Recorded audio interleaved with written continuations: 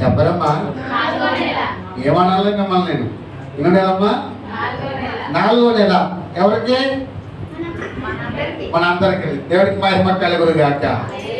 ఈ 4వ నెలలో దేవుడు గొప్ప వాగ్దానం కూడినటువంటి చక్కటి మాటలు ఇంతవరకు మనము విన్నాం. పాస్టర్ గారు చక్కగా వాక్య పఠనము చేసి చక్కటి వాక్యాన్ని అందించారు, చక్కటి ఆరాధన కూడా జరిగించారు. చాలా సంతోషము. మరి ఈ రోజున కూడి వచ్చినటువంటి సంఘ బిడ్డలందరికీ కూడా మన ప్రభు రక్షకుడు నజరేయుడైన యేసు క్రీస్తు నామములో మీకు అందరికీ శుభాభివందనములమ్మ. అందరికీ వందనాలు. చాలా సంతోషము. ఎండలు అమ్మ తక్కువే ఉన్నాయి కదా, ఎక్కువేం లేవు, అంతే కదా. మనంతా 2 రోజుల క్రితం అంతా వర్షాలు, మొత్తం హైదరాబాద్ మొత్తం అక్కడి నుంచి మునిగిపోతూ ఉంది. అనేక దేశాల్లో భూకంపాలు వచ్చేస్తూ ఉంటున్నాయి. చూడండి, దేవుని యొక్క రాకడ రానై సిద్ధంగా ఉంది. కాబట్టి ఈ 2025వ సంవత్సరంలో మనమందరము కూడా దేవుని నామాన్ని ఇంకా మరి ఎంతగా తెలుసుకునే నామాన్ని మనం ఆరాధించాలి, స్తుతించాలి. మనకు ఉన్నటువంటి పరిస్థితులలో ఈ దినాలలో మనకి ఒకటే, తిన్నామా, తాగుదామా, పడుకుందామా, వాక్యలేఖనం మనం విన్నాం కదా. చాలామంది లోకంలో అలా గతించిపోతూ ఉంటారు. కానీ మనమైతే ఆయన యొక్క ఉపదేశాన్ని మనము ఆలకించాలి. ఆ ఉపదేశము ద్వారా మన జీవితాలలో ఆయన మాటలు మన హృదయంలో ఉంటే ఆయన రక్షణ ఆనంద భాగ్యముగా దేవుడు మళ్ళీ ఈ 4వ మాసములో చక్కటి వాగ్దానాన్ని బట్టి దేవుడు మనందరినీ కూడా ఆయన రక్షించి తన కృప ద్వారా మనందరినీ కూడా ఆయన సజీవమైన సురక్షితమైన రెక్కల నీడలో మనకి ఆయన కాపుదల కాచునుగాక. హల్లెలూయా. ఈ రోజున 23వ సామెతల గ్రంథంలో చక్కటి వాక్యాలు అక్కడ మనము అధ్యాయం అంతా కూడా మరి చదివి చక్కగా విన్నాం. ఈ దీంట్లో నాకు ఒక 2 వాక్యాలు నేను ఆలోచన చేసినప్పుడు అక్కడ ఆ చాలా మాటలు 4-5 చోట్ల మాటలు కనపడతాయి, అగబడ్డాయి. చూడండి, 23వ అధ్యాయంలో సామెత గ్రంథంలో 12వ వచనంలో ఈ విధంగా ఉంది. ఉపదేశము మీద మనసు నుంచుము అని ఉన్నది. ఇక్కడ ఎలా ఉందమ్మా? ఉపదేశము మీద మనసు ఉంచాలి, ఉపదేశము మీద మనసు ఉంచాలి. ఆ ఉపదేశము మీద మనసు ఉంచితే 16వ వచనంలో ఏమన్నట? నీ పెదవులు యథార్థమైన మాటలు పలుకుట విని నా అంతరంద్రియములు ఆనందించు. చాలమ్మా. ఆ ఉపదేశము మనం వింటే మన అంతరంగ హృదయాన్ని అబ్బబ్బా ఎంతనండి యథార్థమైన మాటలు పలుకుట వలన, ఉపదేశము వినటం వలన మన యొక్క అంతరంద్రియములో ఈ హృదయము ఆనందిస్తుందట. ఏమేస్తుందమ్మా? ఆనందిస్తుందట. అందుకే ఎందుకు ఆనందిస్తుందంటే 11వ వచనంలో ఉంది, వారి విమోచకుడు బలవంతుడు, ఆయన వారి పక్షంగా నీతో వ్యాజ్యమాడును. దేవుడికి మహిమ కలుగును గాక. ఆయనటండి మన విమోచకుడు. ఎవరైనా దేని విమోచించేవాడు అంటే మనందరినీ కూడా పాపము నుండి, శాపము నుండి విమోచించేటువంటి బలవంతుడు. ఈరోజు అటువంటి ఉపదేశమును మనం చూసినట్లయితే అదే అధ్యాయంలో 23వ అధ్యాయంలో అదే అధ్యాయంలో ఉపదేశం గురించి చాలా బాగుంది కదా. 22వ వచనం ఒకసారి చూద్దామా? నిన్ను కరిన నీ తండ్రి ఉపదేశము చాలమ్మా. నిన్ను కరినటువంటి నీ తండ్రి యొక్క మాటలు, ఆయన ఉపదేశము నువ్వు అంగీకరించాలి, వినాలి, అంగీకరించాలి. మధ్యలో జాగ్రత్తగా వినండి. అదే అధ్యాయంలో ఇంకొక మాటను కూడా విందామా? చూద్దాము. చూడండి, ఇక్కడ చాలా చక్కటి మాటలు ఇక్కడ ఉన్నాయి. 23వ వచనంలో కూడా సత్యమును అమ్మివేయక దాని కొని ఎంచుకొనుము, జ్ఞానమును ఉపదేశమును వివేకమును. అది జ్ఞానాన్ని, ఉపదేశమును, వివేకమును కొనుక్కోవాలట. ఎక్కడ దొరుకుతాయో అమ్మా ఈ రోజుని చక్కటి విందు ఏర్పాటు చేశారు అంజయ్ సిస్టర్ గారు. వారు ఏమేమి కొన్నారో మరి ఏమేమి కొని మనకి ఈరోజు చక్కటి విందుని ఏర్పాటు చేశారు. అదేవిధంగా ఇంకా మూతలు తీసి స్మెల్ చూడలేదు ఇంకా అనుకుంటారు. ఇంకా ఈ ఆహారము తినే ముందు దేవుని యొక్క ఆహారము అంటే దేవుని యొక్క వాక్యము, దేవుని యొక్క ఉపదేశమును మనము వినాలి.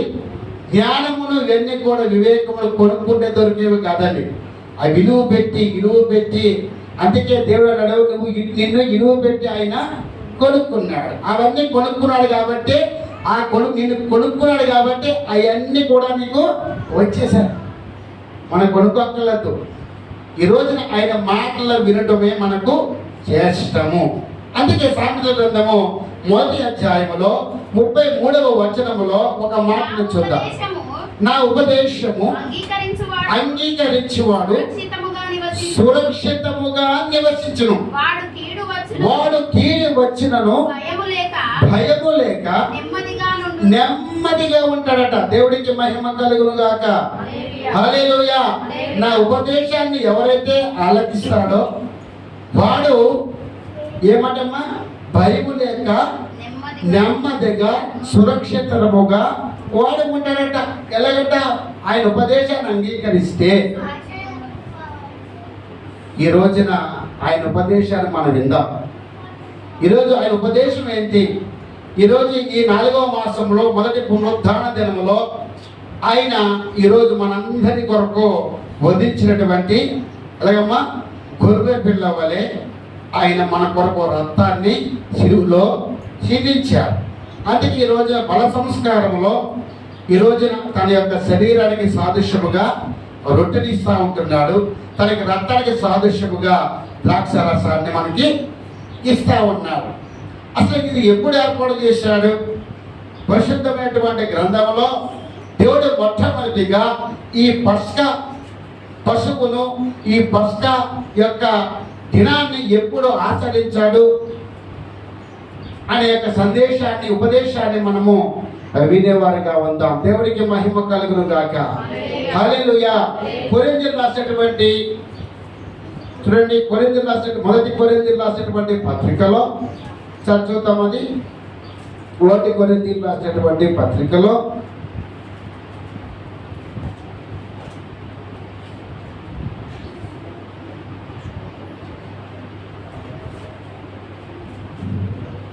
5వ అధ్యాయము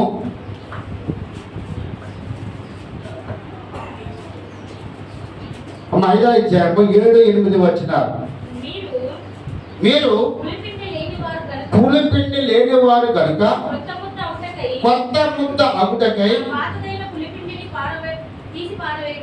ఆ పాతదైనటువంటి పులిపిండిని తీసి పారవేయుడి. ఇంతేకాక క్రీస్తు అను మన పస్కా పసుపు వధింపబడెను గనుక పాతదైన పులిపిండినైనను అమ్మా దుర్మార్గతయు దుష్టత్వమును పులిపిండితోనైనను కాకుండా నిష్కపటమును సత్యమును పులియ రొట్టెతో పండుగ ఆచరించాలి. దేవుడికి మహిమ కలుగును గాక. హల్లెలూయా. ఇక్కడ చూడండి, పులిపిండి కొరకు ఈరోజు ఆ యొక్క పులిపిండి యొక్క పస్కా పండుగ. పులిపిండి అంటే పొంగని రొట్టెలతో అని తయారు చేసేటువంటి పులిపిండి మీకు తెలుసా? పులిసిపోకుండా పిండి. పులిసిపోయిందనుకో తింటారా? అమ్మా పులిసిపోతే ఏదైనా తినం. ఒక అరటి పండు పెట్టుకోండి, మీరు 2 రోజులు బయట పెట్టేసేయండి. ముగ్గులు పోయి అదేమవుతుందంట, బాగా ముగిలింది అని చెప్పి నువ్వు తొక్క తీసి తింటే అది పులిసిపోతుంది. అలాగే పెరుగు, అలాగే మనకి చాలా తెలుసు కదా, కొన్ని మనం తయారు చేసుకున్నప్పుడు కొన్ని బయట పెడితే కొన్ని రోజులు అవి వాడకపోతే పులిసిపోతాయండి. పిండి కావచ్చు, ఏమంటే ఏదైనా సరే పులిసిపోతాయి. ఆ పులిసిపోయింది మనం తింటామా? అవి పారవేస్తాం. కానీ ఇక్కడ పులినటువంటి రొట్టెల పండగ, దాన్ని పస్కా పండుగ అన్నారు. దేవుడికి మహిమ కలుగును గాక. ఈ పస్కా అనగా ఇంగ్లీష్ లో పాస్ ఓవర్ అన్నారు. అంటే పాస్ ఓవర్ అంటే దాటిపోవుట. పస్కా అనగా దాటిపోవుట. ఏంటి దాటిపోవుట? ఈ రోజున మన నుంచి ఏం దాటిపోతా ఉంటున్నాయి? ఈ పస్కా అనగా దాటిపోవుట అని అర్థం ఎందుకు వచ్చింది అని కొన్ని వచనాలు మనము చూస్తే, ఈరోజు చూడండి, ఈ పస్కానంట పులిపిండితో పోల్చాడు. పొంగని రొట్లతో ఒక ముద్దను తయారు చేసుకుని ఈ రోజున కూడా పాస్టర్ గారు ఏం చేశారట, ఒక పులినటువంటి పిండితో ఒక ముద్దను తయారు చేసి దాన్ని రొట్టిగా మనందరి కొరకు అది దేవుడు మనకి తయారు చేసి ఇచ్చారు. దేవుడికి మహిమ కలుగును గాక. అలాగే లూకా సువార్తలో 22వ అధ్యాయము 7వ వచనంలో ఒకసారి మనము దాన్ని కూడా ఆలోచన చేద్దాము. లూకా సువార్త 22వ అధ్యాయము 7వ వచనం. పస్కా పశువును వధింపవలసి పులియని రొట్టె దినము రాగా యేసు పేతురును యోహానును చూచి మీరు వెళ్ళి మనము భుజించుటకై పస్కాను మన కొరకు సిద్ధపరచుడు అని వారిని పంపెను. దేవుడికి మహిమ కలుగును గాక. యేసు క్రీస్తు వారే అక్కడ పస్కాను సిద్ధపరచడానికి ప్రభుల వారు తన యొక్క శిష్యులను పంపినట్లుగా చూస్తూ ఉంటున్నాం. పులి రొట్టెల పండగ. ఇదేంటి మాది? పులి అని రొట్టెల పండగ. పులిసిపోకూడదు. పులిసిపోతామంటే మనం కూడా ఒకసారి పులిసిపోతూ ఉంటాం. మానవ నైజం కదమ్మా. ఈ లోకంలో పులిసిపోవడం అంటే పాడైపోతాం. అదే కదా అర్థం ఏంటమ్మా? అమ్మా చెప్పలేరా?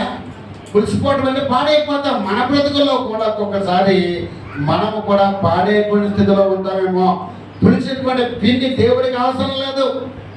పులిసినటువంటి మన బ్రతుకు, చెడిపోయిన మన బ్రతుకు మనకు అవసరం లేదు. కానీ దేవుడు మరలా నువ్వు పులవకుండా ఉండాలనే ఆయన ఈ రోజున ఎప్పుడైనా వదకతేటువంటి గొర్రె పిల్లగా ఆయన ఈ రోజున పస్కాను సిద్ధపరుస్తూ ఉంటున్నాడు. యెషయా గ్రంథము 43వ అధ్యాయము 10వ వచనము 12వ వచనము ఒక్కసారి మనం చూసినట్లయితే, మీరు తెలుసుకొని నన్ను నమ్మి నేనే నాకు సాక్షులు అంటున్నాడు.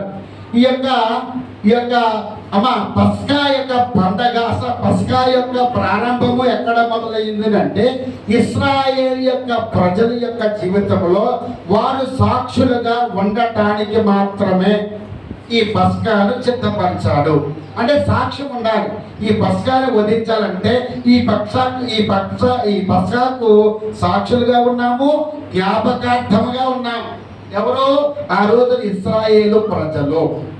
మా మాటసారి నేనే యెహోవాను, నేను తప్ప వేరొక రక్షకుడు లేడు, ప్రకటించిన వాడను నేనే, రక్షించిన వాడను నేనే, దాన్ని గ్రహింపజేసిన వాడను నేనే. ఏ అన్య దేవతయు నీలో ఉండి ఉండలేదు. నేనే దేవుడను, మీరే నాకు అమ్మా. మనమందరము కూడా ఎవరికి సాక్షులు అంటమ్మా? మనము కూడా ఇశ్రాయేలు యొక్క ప్రజలమే. మనం ఎవరికి సాక్ష్యంగా ఉండాలి? ఈ రోజున సాక్ష్యం చెప్పమన్నాం. ఎవరి గురించి చెప్తారు? దేవుడి మహిమార్థమే, దేవుడి నామాన్ని మహిమపరచడానికి మనము దేవుడి మందిరంలో సాక్ష్యాలు చెప్తా ఉంటామమ్మా. ఆయన చేసిన మేలులను మరవకుండా, ఆయన చేసినటువంటి ఉపకారములు మరవకుండా, మన జీవితంలో నా జీవితంలో చేసినటువంటి ప్రతి ఉపకారమును బట్టి మనము ఆయనకి సాక్షులుగా నిలబడతాము. అదే సాక్ష్యము ఆయన మహిమార్థమే మనను రక్షింపజేస్తుంది. అందుకే ప్రతిదీ కూడా మన మీద నుంచి దొల్లింపజేస్తూ ఉంటుంది, దాటిపోయేటట్లుగా చేస్తూ ఉంటుంది. కాబట్టి ఈ రోజున మనము తనకు సాక్షులుగా ఉండాలి. దేవుడికి మహిమ కలుగును గాక. అందుకే ఇక్కడ ద్వితీయోపదేశకాండంలో మరొక వచనం చూద్దాము. 7వ అధ్యాయములో 7వ వచనము 8వ వచనము. మీరు సర్వ జనముల కంటే విస్తార జనమని యెహోవా అబ్బబ్బా, యెహోవా మిమ్మల్ని ప్రేమించి మిమ్మల్ని ఏర్పరచుకున్నటకు కొనలేదు గాని సమస్త జనముల కంటే మీరు లెక్కకు తక్కువే కదా. అయితే యెహోవా మిమ్మల్ని ప్రేమించి ప్రేమించేవాడు కనుకను తాను మీ తండ్రులకు చేసిన ప్రమాణం బట్టి మనల్ని కూడా ఆయన ఏర్పరచుకున్నాడు. మనల్ని ఆయన ప్రేమించాడు. ఏమండి, మనల్ని ప్రేమించి మనల్ని ఏర్పరచుకున్న దేవుడు. అందుకే ఇశ్రాయేలు ప్రజలందరినీ కూడా ఆయన ఇశ్రాయేలు ప్రజలందరికీ గురించి ఒక గుర్తుగా ఈ పస్కాను సిద్ధం చేశాడు. ఇది నిత్యమైనటువంటి కట్టడట. ఈ పస్కా అనేది నిత్యమైనటువంటి కట్టడ. అందుకే ఇక్కడ మరొక మాటను మనము చూసినట్లయితే, ఇక్కడ మొదటి యోహాను సువార్త 2వ అధ్యాయం 17వ వచనంలో వ్రాయబడిన మాట, లోకమును దాని ఆశ గతించబోచున్నది కానీ దేవుడి చిత్తము జరిగించేవాడు నిరంతరము నిలుస్తాడటండి. ఇశ్రాయేలు యొక్క ప్రజలు ఆ నిత్యమైన కట్టడని వారు అంగీకరిస్తే దేవుణ్ణి ఈ లోకంలో చాలా ఉన్నాయండి. ఒకే లోకంలో అన్ని గతించిపోతాయి కానీ దేవుని యొక్క మాట, ఆయన నిబంధనము నిరంతరము నిలుస్తాయట. ఆయన మాట, ఆయన కట్టడ, ఆయన నిబంధన నిరంతరము. మనం చనిపోతాము. ఏమండి, మనకు ఉన్నటువంటి పిల్లలు ఉంటారు, వాళ్ళు పెద్దలు అవుతారు, వాళ్ళు పిల్లలు అవుతాయి, వాళ్ళకి బిడ్డలు పుడతారు. కానీ భూమనంతకాలము ఈ సమస్తము ఈ సర్వము ఉన్నప్పుడు అంతవరకు కూడా ఆయన మాట నిరంతరము నిలుస్తుందట. ఈరోజు చూడండి అమ్మా, ఇశ్రాయేలు ప్రజలకు నిరంతరమైనటువంటి కట్టడి ఆయన పస్కా యొక్క నిబంధన గుర్తు చేస్తూ ఉంటుంది. దేవుడికి మహిమ కలుగును గాక. బాబు, దేవుడికి మహిమ కలుగును గాక. చూడండి, ఎబ్రీ రాసినటువంటి పత్రికలో 11:28 వచనంలో కూడా చూద్దామా. ఎబ్రీ రాసినటువంటి పత్రిక 11వ అధ్యాయం 28వ వచనంలో కూడా ఒక మాటను చూద్దాము. తొలిచూలి పిల్లలను నాశనము చేయువాడు ముట్టకుండా నిమిత్తము అతడు విశ్వాసమును బట్టి పస్కాను రక్తప్రోక్షణ ఆచారము ఆచరించిన. దేవుడికి మహిమ కలుగును గాక. తొలిచూలి పిల్లను నాశనము చేయటానికి నిర్గమాకాండములో మనము ఈ వాక్యాలన్నీ కూడా ముందున్నటువంటి సమయంలో చూస్తాం.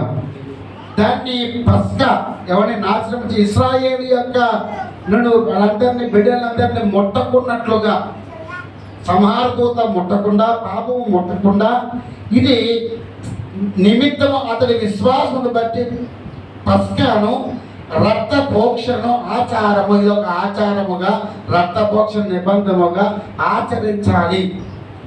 ఆచరించాలి అని ఇక్కడ చెబుతా ఉంటున్నాడు. దేవుడికి మహిమ కలుగును గాక. చూడండి, నిర్గమాకాండము 12వ అధ్యాయము 1వ వచనములో 2వ వచనములో కూడా మాటను చూడమ్మా. 2వ వచనం, ఈ నెలలో మీకు మొదటిది. అమ్మా, ఈ నెలలో మనకందరికి ఇది మొదటిది. మీకు మొదటిది. ఇది మీ సంవత్సరమునకు మొదటి నెల. మీరు ఇశ్రాయేలీయుల సర్వ సమాజమును ఈ నెల దశమి నాడు వారు తమ కుటుంబముల లెక్క చొప్పున ఒక్కొక్కడును గొర్రె పిల్లనైనను మేక పిల్లనైనను, అనగా ప్రతి ఇంటికి ఒక గొర్రె పిల్ల ఒక మేక పిల్లనైనను తీసుకుని రావాలి. చాలమ్మా. ఇక్కడ చూడండి, ఈ నెలలో ఈ నెల మీకు మొదటిది. నిజమే కదా, నెలలో మనకి ఇది మొదటిది. మొదటి ఆదివారము, మొదటి పునరుత్థాన దినము నెలలో, 4 నెలలో. కాబట్టి ఈ నెలలో మనము ఈ పస్కాను ఆచరిస్తూ ఉంటున్నాం. కొన్ని సంఘాల్లో ప్రతి పునరుత్థానము దినమున సమాజంగా కూడుకున్నప్పుడు వాళ్ళు ఏమాచరిస్తారమ్మా? ఈ పస్కాని ఆచరిస్తారు, ప్రభు యొక్క బలను ఆచరిస్తారు. కాబట్టి ప్రియమైన వారులారా, ఈ యొక్క సమయంలో ఇశ్రాయేలు యొక్క సర్వ సమాజములో తమ తమ కుటుంబం లెక్క చొప్పున ఒక్కొక్కడు ఒక్కొక్క గొర్రె పిల్లను మేక పిల్లను ఇంటికి తెచ్చుకుని. అమ్మా తెచ్చారా? మీ ఇంటికి ఎన్ని గొర్రె పిల్లలు తెచ్చారా? అలా చెప్పాలి. పాట ఉంది కదా, గొర్రె పిల్లను నేను యేసయ్యా మెల్ల మెల్లగా నేను సాయంత్రం పాట. చిన్న గొర్రె పిల్లను యేసయ్యా. నిజంగా మనం అందరం కూడా చిన్న గొర్రె పిల్లమే. మనము వచ్చాము, మన చక్కగా మన బిడ్డలు వచ్చారు అమ్మా, మన కుటుంబం అంతా కూడా వచ్చారు. మనమందరం కూడా ఒక్కొక్క గొర్రె పిల్ల దేవునికి బలి ఇవ్వాలట. ఆ రోజుల్లో ఇశ్రాయేలు యొక్క కట్టడాన్ని అర్థమవుతుందమ్మా. ఇశ్రాయేలు యొక్క ఈ పస్కా అనేది మనం తెలుసుకోవాలి. ఈ పస్కా ఎందుకు ఆచరించాలి అనేది తెలుసుకోవాలి. ఈ రోజున ప్రతి నెల సంవత్సరంలో పొడుగున మనము దీని బల్ల సంస్కారం తీసుకుంటున్నాము, ఆచరిస్తూ ఉంటున్నాము. దీని దేని కొరకు దేవుడు మనకి ఇచ్చారు, దీనికి ఏదికి సాదృశ్యంగా చూపిస్తున్నాడు అనే విషయాలు ఈ రోజున మనము చాలా బాబాటంగా తెలుసుకోవాలి. దేవుడికి మహిమ కలుగును గాక. హల్లెలూయా. కాబట్టి ఈ యొక్క ఆ ఇశ్రాయేలు ప్రజలందరూ కూడా దేవుని యొక్క శ్రేష్ఠుడు అంటే శ్రేష్టమైన వారు, దేవుని యొక్క బిడ్డలుగా ఇక్కడ పోలుస్తుంటున్నాడు. దేవుడికి మహిమ కలుగును గాక. అదే నిర్గమకాండములో ఒకసారి చూద్దామా? నిర్గమకాండం 4వ అధ్యాయము 22వ వచనం ప్రకారముగా మనమందరము కూడా ఇశ్రాయేలులందరూ కూడా ఆయన జ్యేష్ఠ పుత్రుడు అని రాయబడ్డది. నా జ్యేష్ఠ పుత్రుడు అంటే ఇశ్రాయేలు ప్రజలందరూ కూడా దేవుడి యొక్క శ్రేష్టమైన జ్యేష్ఠం అంటే జ్యేష్ఠ అంటే ఏంటి? మొదటిది. Very good. మా రజితం ఈ రోజు రాలేదు, ముందుండేదేమో. ఏంటి మొదటిది? అంటే తొలిచూరు పిల్ల అన్నాడు. అబ్బా, తొలిచూరు పుట్టినటువంటి 3 ఏళ్ల పిల్ల. ఇక్కడ కింద రాయపడ్డ 12వ అక్షరంలో కింద వచనం మనం చదివినట్లయితే తొలిచూరు పిల్ల అమ్మా సింహాసనము మీద కూర్చున్న ఫరో తొలిపిల్ల మొదలుకొని తిరగాలి విసురు దాసి తొలిపిల్ల వరకు ఐగుప్తు దేశమందలి తొలిపిల్లలందరూ చచ్చెదరు. చాలమ్మా. ఇక్కడ చూడండి, ఇశ్రాయేలు ప్రజలందరూ కూడా ఈ జ్యేష్ఠులందరూ కూడా ఈ పస్కాను ఆచరించాలి. పస్కా అనగా నేనేం చెప్పాను మీకు? దాటిపోవుట. ఇది మనసులో పెట్టుకోండి, మర్చిపోకండి. పస్కా అంటే ఏంటమ్మా? దాటిపోవుట. సంహార దూత దాటి వెళ్ళిపోవాలి మన మీద నుంచి, రోగం నుంచి, శాపం నుంచి పులిసిపోయినటువంటి మన జీవితాల్లో దేవుడి యొక్క రక్తమే మనల్ని ఏం చేస్తున్నట్టని విడుదల. ఈ రోజు చూడండి, అటువంటి విడుదల మనకి కావాలి. ఎబ్రీ రాసిన పత్రిక 9వ అధ్యాయం 22వ వచనం. ఎబ్రీ రాసినటువంటి పత్రిక 9వ అధ్యాయం 22వ వచనములో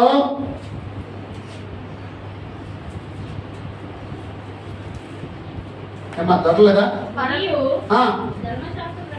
మరియు ధర్మశాస్త్ర ప్రకారముగా సమస్త వస్తువుల యొక్క రక్తము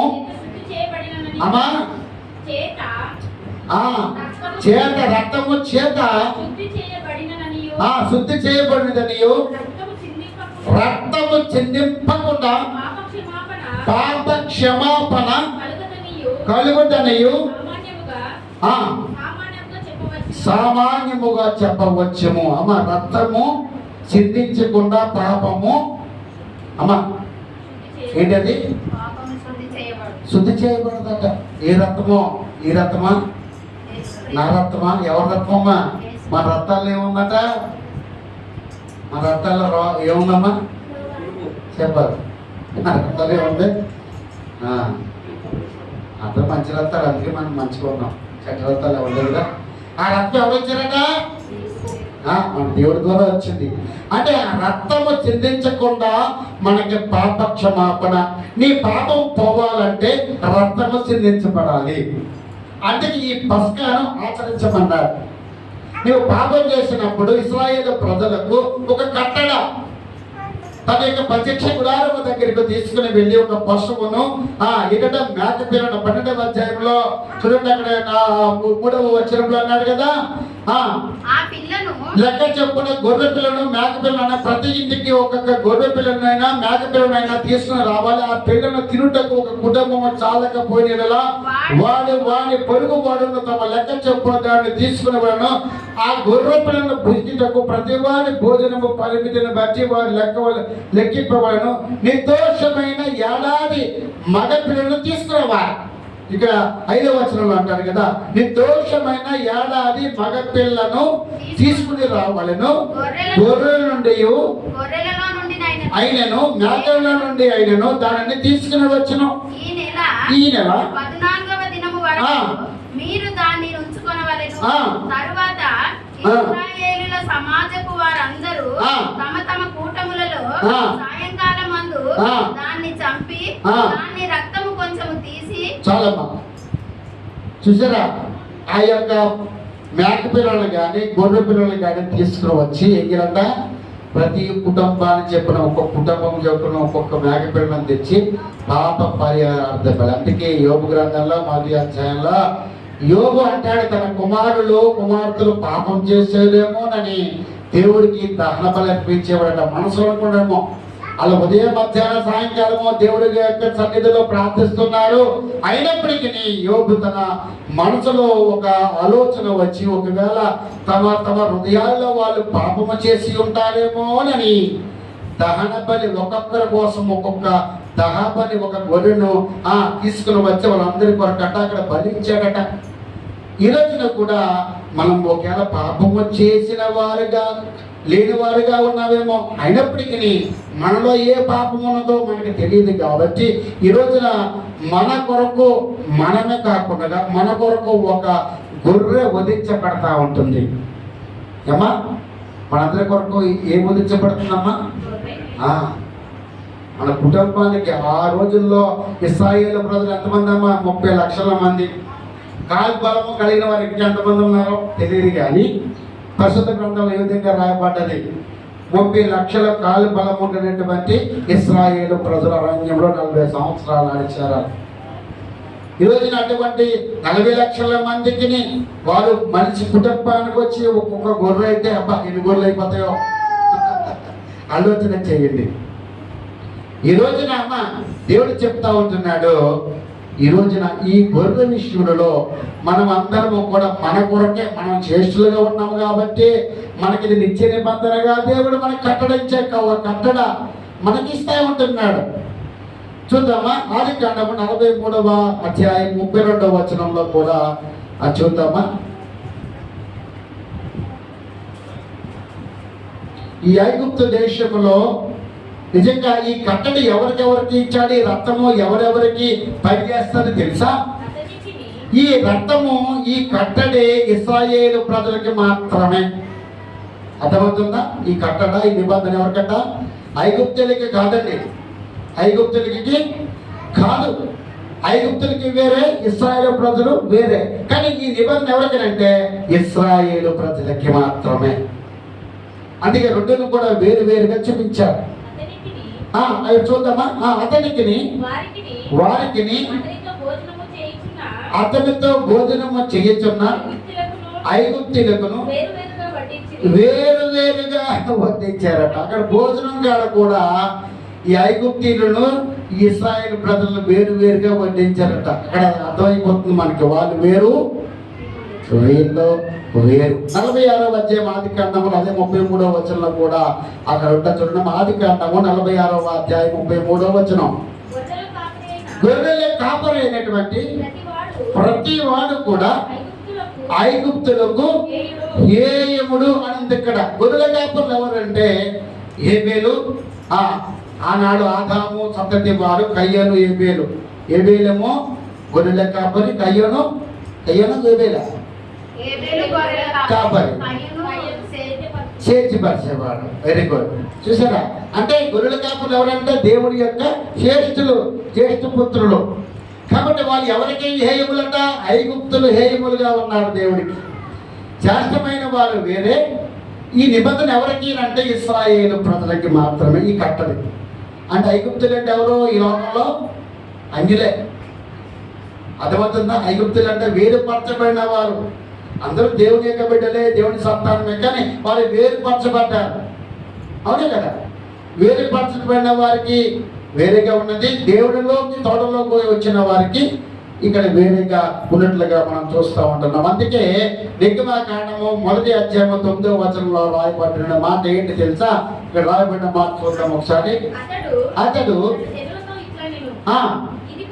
ఇదిగో ఇశ్రాయేలు సంతతి వారు ఈ జనము మనకంటే విస్తారముగాను బలిష్ఠులుగాను ఉన్నారు, వారు విస్తరించకూడనట్లు మనము వారి యుద్ధంగా జరిగించదు మన రండని రేడియని యుద్ధం కలిగినప్పుడు కూడా మనము శత్రువులతో చేరి మనకు విరోధముగా యుద్ధం చేసి దేశంలో నుండి వెళ్ళిపోతులేమో అని అనుకున్నారట వాళ్ళు.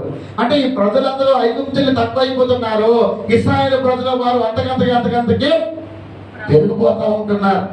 ఆది కాండం ఆఖరికి వచ్చేటప్పటికి జనమంతా ప్రబలమైపోయారటండి.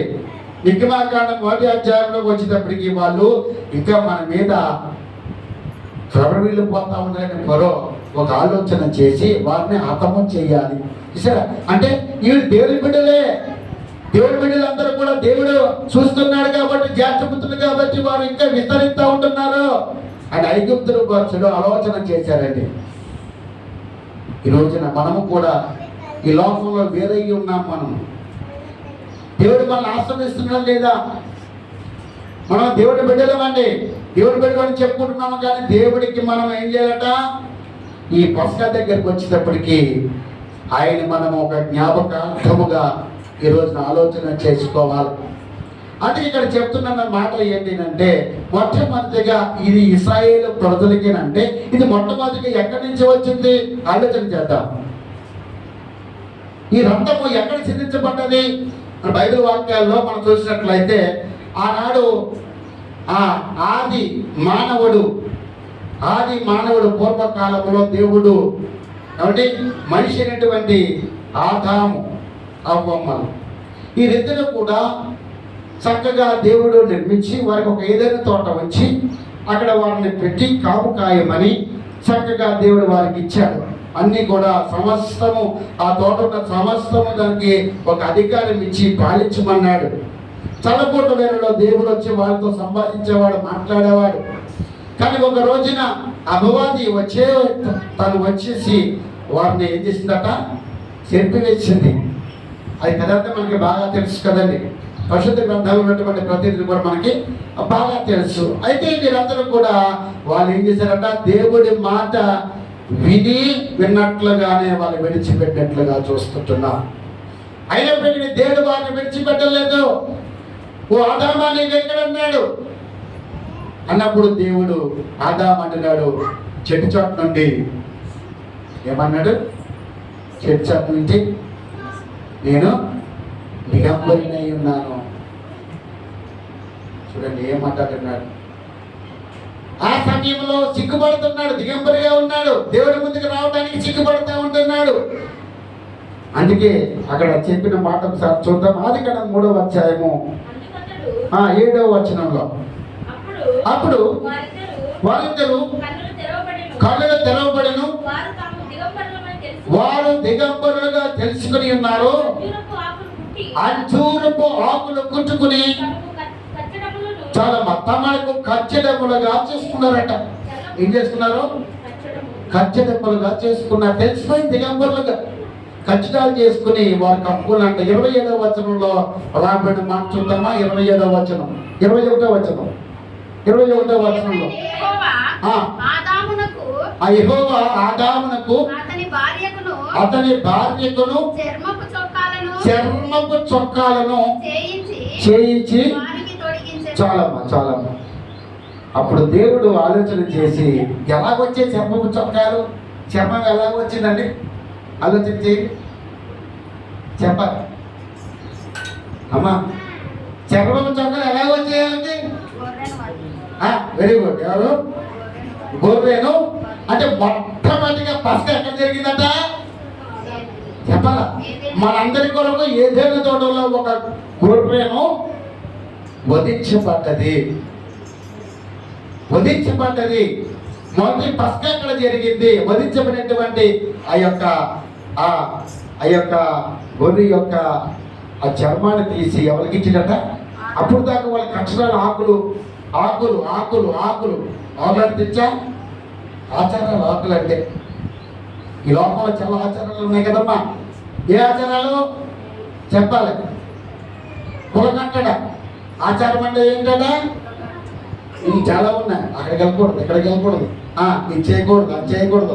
ఒక ఆచారాలు పెట్టుకున్నారు కదా ఈ లోకంలో చాలా మంది. ఈరోజు నచ్చేయకూడదు, ఆ రోజు నచ్చేయకూడదు.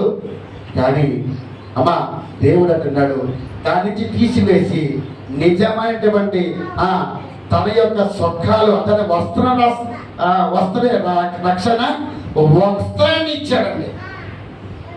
ఆ చర్మము చొక్కాలంటే ఏంటి చెప్పలేమ్మా? రక్షణ వస్త్రం అంటే రక్తము సిందించింది ఒక పశువు.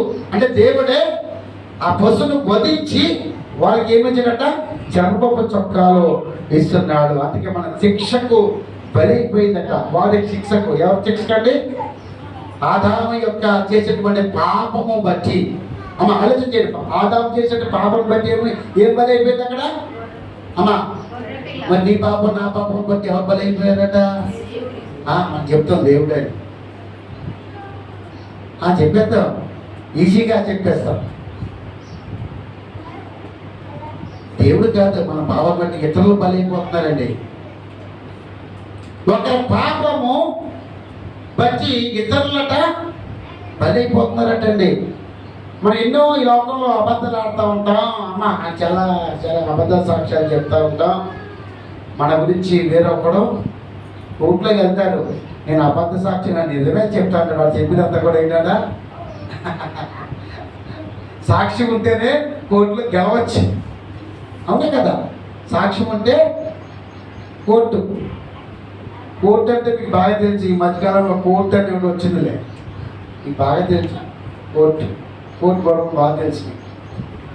చూడండమ్మా, కోర్టులోకి వెళ్తాక నిజమే, ఎంత అబద్ధమే, నిజమే ఉండదు అక్కడ.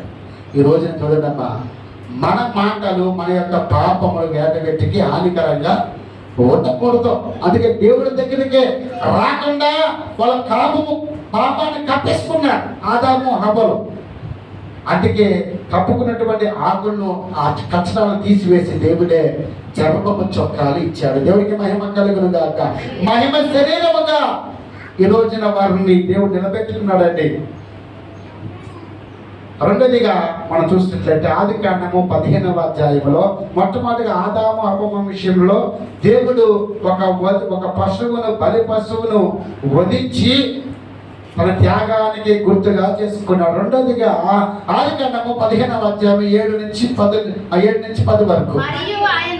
మరియు ఆయన నీవు ఈ దేశమును స్వతంత్రించుకొనున్నట్లు దాని నీకు ఇచ్చుటకు కల్దీయుల ఊరను పట్టణములో నుండి నిన్ను యువతలకు తీసుకొని వచ్చిన యెహోవాను నేనే చెప్పినప్పుడు అతడు ప్రభువైన యెహోవా నేను దీన్ని స్వతంత్రించుకొనేదనని నాకెట్లు తెలియనగా అతడు 3 ఏళ్ల పెగ్గిన 3 ఏళ్ల మేకను 3 ఏళ్ల పొట్టెలను ఒక తెల్ల కుబ్బును ఒక పావుర పిల్లను నా ఎత్తుకు తెమ్మని ఎదంతో చెప్పాను. అతడు అవన్నీ తీసుకొని వాటిని నడుమునకు ఖండించి దేని ఖండమును దాని ఖండమునకు ఎదురుగా అన్వయించిన దేవుడికి మహిమ కలుగును గాక. ఇక్కడ కూడా 3 ఏండ్ల మేకను గొర్రెను తెచ్చి నడుమును ఖండించినట్టు. ఎందుకంటే ఇదంతా దేని గురించి ఇదంతా కూడా దేశాన్ని స్వతంత్రించుకోవటానికి, అబ్రహాము గురించి వాగ్దాన పూర్వకమైనటువంటి దేవుడి ఇచ్చేటువంటి చక్కటి వాగ్దానం కూడినటువంటి మాటలతోటి దేవుడు చెప్తా ఉంటున్నాడు. అలాగే 16వ అధ్యాయము 1వ వచనంలో కూడా అమ్మా నీకు సంతానం ఇస్తా ఉన్నాడు. ఈ యొక్క ప్రతి ఊరిలో నీకు నేను ఏమిస్తానంటాడు ఆయన? నువ్వు నీకు ఇస్తాను, కల్దీయుల ఊరు ఇస్తాను అమ్మా, అన్ని నీ స్వతంత్రించుకుంటావు అన్ని కూడా చెప్తున్నాడు. కానీ ఈయనకి సంతానం లేదు. ఏమంటే రాయబడ్డది అక్కడ? 16:1 ఆదికాండంలో అబ్రాము భార్య అయిన ఆ. శారాయి ఆ. అతనిని పిల్లలు కనలేదు. పిల్లలు కనలేదు. ఆమెకు ఆగరు ఆగరు అను ఐగుప్తీయురాలైన దాసి ఉండెను. చాలమ్మా, పిల్లలు కనలేదట. ఏం కనలేదమ్మా? పిల్లలు లేరు, గుడ్రాలుగా ఉంది. అయినా కూడా దేవుడు ముందే వాగ్దానం ఇచ్చేశాడు. ఇచ్చేసిన తర్వాత, వాగ్దానం ఇచ్చిన తర్వాత 22వ అధ్యాయంలో అదే ఆదికాండంలో 1-13 వరకు అక్కడ మనం చూసినట్లయితే చూడండి, అక్కడ పొట్టేలును దహన బలి అర్పించడానికి లేఖలేఖటువంటి అబ్రహాముకు సంతానం ఇచ్చాడు. ఆ ఇస్సాకుని ఇచ్చాడు. ఇస్సాకుని ఇచ్చిన తర్వాత కూడా దేవుడు ఒక్కసారి పరీక్షించాడు. ఆ సంగతులు అమ్మా చూడండి, అక్కడేమో ఆదామును హవ్వను పరీక్షించినప్పుడు వారికి ఏమో బలి ఇచ్చాడు. ఇక్కడ కూడా నీ సంతానాన్ని ఇస్తానయ్యా అని చెప్పి వీరికి కూడా ఒక వాగ్దానం ఇచ్చాడు. ఏమనంట? ఇస్సాకుని ఇచ్చాడు. ఇస్సాకు ఇచ్చిన తర్వాత దేవుడు మరలా ఏమన్నాడట? నీకు లేకలేకనటువంటి ఒక కుమారుడు. చదవండమ్మా. అప్పుడు ఆయన ఆ. నీకు ఒక్కడైనటువంటి నీ కుమారుణ్ణి అనగా నీవు ప్రేమించు ఇస్సాకు తీసుకుని మొరియా దేశమునకు వెళ్ళి అక్కడ నేను నీతో చెప్పబోవు ఆ. పర్వతములలో ఒక దాని మీద దహన బలిగా అతను అర్పించమని చెప్పెను. అతను అర్పించమని చెప్పెను. తెల్లవారినప్పుడు అబ్రహాము లేచి ఆ. తన గాడిదకు గంత కట్టి ఆ. తన పనివారిలో ఇద్దరిని ఆ. తన కుమారుడకు ఇస్సాకును వెంట పెట్టుకొని దహన బలి కొరకు కట్టెలు చీల్చి లేచి దేవుడు తనతో చెప్పిన చోటికి వెళ్ళెను. దేవుడు తనతో చెప్పేటువంటి దేశానికి వెళ్ళెను. మూడవ నాడు అబ్రహాము కన్నులెత్తి ఆ. దూరం నుండి చూచి తన పరివారంతో మీరు గాడిదతో ఇక్కడ ఉండండి, నేనును ఈ చిన్నవాడును అక్కడికి వెళ్ళి దేవునికి మొక్కి మనని యొద్దకు వచ్చిదమని చెప్పి దహన బలిని కట్టెలు తీసుకుని తన కుమారుడు ఇస్సాకు మీద పెట్టి తన చేతితో నిప్పును కట్టెని పట్టుకుని పోయిను. వారిద్దరు కూడి వెళ్ళుచుండగా ఇస్సాకు తన తండ్రి అయిన అబ్రహాముతో నా తండ్రి అని పిలిచెను. అందుకతడు ఏమి నా కుమారుడు నేను. అప్పుడు అతడు నిప్పును కట్టెలను ఉన్నవి గాని దహన బలికి గొర్రె పిల్ల ఏదని అడుగగా అప్పుడు అబ్రహాము అన్నాడట, నాకు కుమారుడా, దేవుడు దహన బలికి గొర్రె పిల్లను చూచుకుని చెప్పాను. ఇలాగ వారిద్దరు కూడుకుని వెళ్ళి దేవుడు అతనితో చెప్పిన చోటికి వచ్చినప్పుడు అబ్రహాము అక్కడ బలిపీఠము కట్టి కట్టెలు చక్కగా పేర్చి తన కుమారుడు ఇస్సాకును బంధించి ఆ బలిపీఠము పైన కట్టెల మీద వచ్చెను. ఇక్కడ చదవండి 10వ వచనం చాలా జాగ్రత్త చదవండి. అప్పుడు అబ్రహాము తన కుమారుని వధించుటకు తన చెయ్యి చాపి కత్తి పట్టుకునగా యెహోవా దూత పరలోకము నుండి అబ్రహామాని పిలిచెను. అందుకతడు చిత్తము ప్రభువా నేను. అప్పుడు ఆయన ఆ చిన్నవాడి మీద చెయ్యి వేయకము, అతను నేమయ్యో చేయకము, నీకు ఒక్కడైనటువంటి నీ కుమారుని నాకు తీయలేదు కనుక నీవు దేవునికి భయపడేవాడవని యుద్ధమని నాకు కనపడుచున్నది. అప్పుడు అబ్రహాము కళ్ళెత్తి చూడగా పొదలో కొమ్ములు తగులుకొని ఉన్న ఒక పొట్టేలు వెనక తట్టున కనపడిన. అబ్రహాము వెళ్ళి ఆ పొట్టేలను పట్టుకుని తన కుమారుడికి మారుగా పెట్టి దహన బలి అర్పించిన చోటికి ఈరే అని పేరు కూడా పెట్టించారు. ఇక్కడ రెండోది మనం తెలుసుకున్నట్లయితే ఇక్కడ అబ్రహాం యొక్క కుమారుడు గురించి మనం విన్నాం. ఈ అబ్రహాము కుమారుడిని పరీక్షించినప్పుడు ఆయన వెనుక తీయలేదట.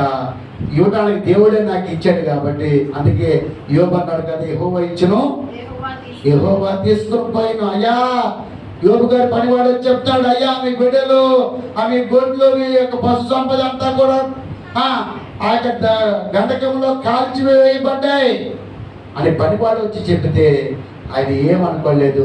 అయ్యో నా బిడ్డలు, అయ్యో నా పశువు అనుకోలేదు, పశువులకు మంగ అనుకోలేదు. దేవుడే ఇచ్చాడు, దేవుడే తీసుకున్నాడు. ఈ రోజున అబ్రహాం కూడా నిరీక్షణ కలిగి ఉన్నాడు. మనందరి కొరకు ఆయన వధించటానికి వచ్చినటువంటి దేవుడు నాకు లేక లేక కుమారుని ఇస్తే అడిగితే నేను ఇవ్వలేనా అని అబ్రహాము చక్కగా దేవుడికి ఏమిచ్చాడండి, వెనుతీయక కుమారుని కూడా బలి ఇవ్వడానికి సిద్ధపడ్డాడు. అయితే దేవుడు అబ్రహామా ఎంత చక్కటి మాట. దేవుడు ఒకసారి పిల్లడు మనకి ఎన్నిసార్లు పిలుస్తాడట, 2-3 సార్లు పిలుస్తాడట. వెనకపోతే నువ్వు మాట వినకపోతే దేవుడు ఎన్నిసార్లు పిలుస్తాడు, 2-3 సార్లు జీవితంలో పిలుస్తాడు. కానీ మాట వినకపోతే అమ్మా ఆయన రక్తం నీ మీద లేనంటే, దేవుని మాట వినటం చాలా శ్రేష్టము. ఆయన మాట వినకపోతే ఆయన రక్తంలో కడగబడినా మనం వ్యర్థమే. ఈరోజు తన ప్రజెంట్ వంటి మనందరికీ ఆయన చెప్తున్నాడు, పస్కా యొక్క గొర్రె మనందరి కొరకు ఏ విధంగా వధించబడ్డది అంటే ఈ రోజున అబ్రహాము విషయంలో మనం చూచాము, అలాగే ఆదాము విషయంలో చూచాము అమ్మా. అలాగే మరొక వాక్యాన్ని మనం చూద్దాం. నిర్గమకాండములో మనం చూద్దామమ్మా. ద్వితీయోపదేశ కాండము 16వ అధ్యాయము 3-8. ద్వితీయోపదేశ కాండము పస్కా పండుగలలో పొంగని దేనినైనను అమ్మా, పస్కా పండుగలలో పొంగని దేనినైనను తినకూడదు. నీవు త్వరపడి అమ్మా ఐగుప్తు 16:1 చదువుదామా. 1 నుంచి అబీబు నెలను ఆచరించి నీ దేవుడైన యెహోవాకు పస్కా పండుగ జరిగించాలి. ఏలయనగా అబీబు నెలలో రాత్రి వేళ నీ దేవుడైన యెహోవా ఐగుప్తుని రప్పించిన యెహోవా తన నామము స్థాపించుటకే ఏర్పరచుకున్న స్థలములోనే నీ దేవుడైన యెహోవాకు పస్కాను ఆచరించి గొర్రె మేకలలో గాని గోవులలో గాని బలి అర్పించాలి. పస్కా పండుగలో పొంగిన దేనినైనను తినకూడదు. వచ్చితివి కదా, నీవు ఐగుప్తు దేశంలో నుండి వచ్చిన దినమున నీ జీవితంలోని జ్ఞాపకము చేసుకున్నట్లుగా బాధను స్మరణకు తెచ్చుకుని పొంగని ఆహారము 7వ దినములు చాలా చాలా. ఈ చక్కటి సందేశాన్ని ఒకసారి మీరు ఆలోచన చేయండి. ఈ పస్కా ఎందుకు, పస్కా ఈ పస్కా యొక్క పండగ, ఈ పస్కా యొక్క దినం ఎందుకు ఆచరించాలంటే ఒక కట్టడి నిబంధన. అందుకే ఇక్కడ చక్కటి మాటలండి. పొంగని రొట్టెలు, ఇక్కడ చూడండి, పొంగని రొట్టెలు చాలా తన నామాన్ని స్థాపించడానికి తన స్థలంలో తినేటువంటి యెహోవా పస్కాను ఆచరించాలట. మేకలనైనా గొర్రెలనైనా గోవులనైనా ఈ పస్కాలో పొంగని ఏదైనా తినకూడదట. ఈ రోజున చూడండి అమ్మా, మనందరి కొరకు ఆయన ఏమండి పస్కా యొక్క కట్టడము మనకి అదే నిర్గమకాండము 12వ అధ్యాయంలో ఒకసారి మనము ముందుకు వచ్చేద్దామా. ఆ అధ్యాయం అంతా కూడా మీరు ఇంటికి వెళ్ళి చదువుకోండి. ఆ అధ్యాయంలో చక్కటి మాటలండి, చక్కటి మాటలు దేవుడు. ఆ అధ్యాయం అంతా కూడా ఈ పస్కా గురించే ఉంటుందమ్మా. దాని అంతా కూడా దానంతా కూడా పస్కా గురించే దేవుడు తెలియజేస్తా ఉంటున్నాడు. దేవుడికి మహిమ కలుగును గాక. హల్లెలూయా. చూడండి అక్కడ చూడండి 7వ వచనం నుంచి కూడా చూడండి అమ్మా. ఈ నెల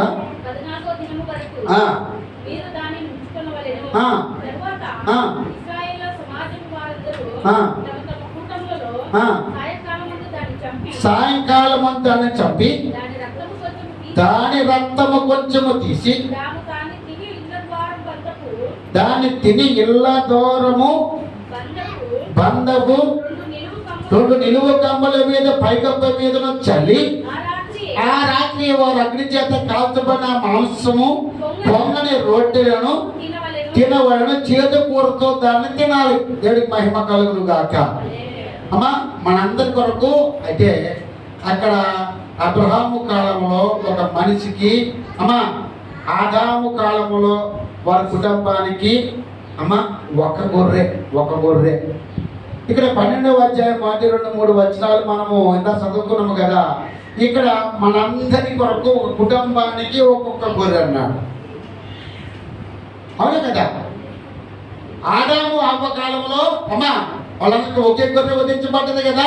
అబ్రహాము యొక్క కుమారుడు ఇస్సాకు కొడుకుని ఒక గొర్రె పొట్టేళ్ళే వధించబడ్డది. ఈ రోజున ఇశ్రాయేలు ప్రజలకు దేవుడు చెప్తా ఉన్నాడు, మీ కుటుంబానికి పస్కా బలి కావాలి. కుటుంబానికి ఒక్కొక్క కుటుంబానికి ఒక్కొక్క బలి. ఎన్ని కుటుంబాలు? కుటుంబానికి ఒక్కొక్క రవి ఏంటంట ఒక్కొక్క బలి కావాలన్నాడు. అదే ఎలాగంట, సాయంకాలం దాకా ఉంచి దాన్ని ఏం చేయాలంట చెప్పాలి. దాన్ని వధించి దాని మాంసము కాల్చుకుని తినాలట. పొంగని దానితో తినాలి, రొట్టెలతో తినాలి. అర్థమవుతుందా? అది తిన్నప్పుడు చేదుకూర కావాలి. చేదుకూర అంటే ఇష్టమా మీకు? అమ్మా అందరికి బీపీలు షుగర్లు కదా, చేదుకూర తినాలి తప్పదు. షుగర్ వచ్చినప్పుడు బీపీ నాకు కాకరకాయ ఇష్టం ఉండదని అనేవాళ్ళు తప్పదు, తినాలి. కాకరకాయ రసం, కాకరకాయ ఎప్పుడు కాకరకాయ పులుసు ధన్యమ్మా ఇవన్నీ కూడా దాదాగా చెప్తా ఉంటారు, తినాలి తినాలి అని. ఎందుకంటే షుగర్ తగ్గాలి. కానీ ఇక్కడ ఏం చెప్తుంటే పొంగని రొట్టెలు. అమ్మా మా అమ్మమ్మ గారు నాకు కాకరకాయ కూర నేను కోవిడ్లో ఉండగా పంపించేవారు ఎప్పుడు చేసి. చాలా బాగా ఉంటుంది కాకరకాయ కూర అంటే, మాంసం కూడా పనిచేయదు. అట్లా ఉంటుంది మా అమ్మమ్మ స్వరాజ్యం గారు. అమ్మా అలాగే రొట్టెలో తినాలి. పొంగని రొట్టెలు తింటారు అందరూనే. అమ్మా తిన్నారా? ఆ రోజు ఇశ్రాయేలు ప్రజలకి అందరికీ రొట్టెలేనంటే ఆహారం, మనలాగా ఆహారం ఈ వరి రైస్ ఉండేది కాదట. ప్రతి ఒక్కరు కూడా కొన్ని రొట్టెలు తీసుకుని రొట్టెలు తింటా ఉండేవారు. అందుకే ఆ రోజు వాళ్ళు 1 కొరింథీయుల 11:23 వచనాల్లో మనం చూస్తూ ఉంటే వాళ్ళు రొట్టెలు తినే సమయాల్లో ఆ రొట్టెంట్లో ఒక రొట్టెని తీసుకోవడం యేసుక్రీస్తు వారు తీసుకుని ఒక రొట్టెను ఎత్తుకుని పట్టుకుని దేవుడికి కృతజ్ఞతతో చెల్లించి విరిచి అనేక మందికి ఇచ్చిన ఒకే రొట్టె. అది అందరూ ఏం తింటారు? ఇక్కడ అందరూ రొట్టెలు తింటారన్నమాట. మనం ఏం తింటున్నాం? రాత్రికాలంలో మా జొన్న రొట్టెలు గణేష్ గారు బాగా చేసి ఇచ్చారు.